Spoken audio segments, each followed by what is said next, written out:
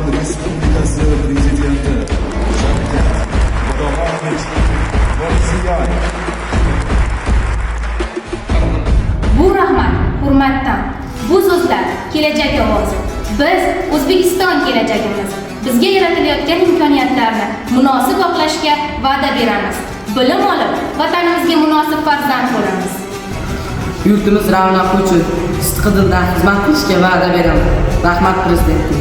Bilim olib, orzularni ro'yobga chiqaramiz. Rahmat Prezidentim. Men kelajakda shifokor bo'lmoqchiman. O'qishim uchun hamma sharoitlar bor. Rahmat Prezidentim.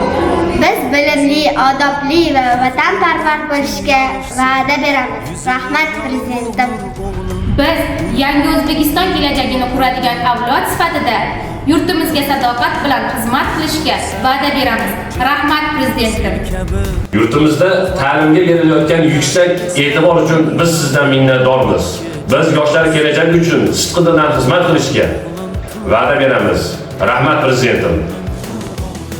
O'g'lim, tur o'g'lim, g'aflat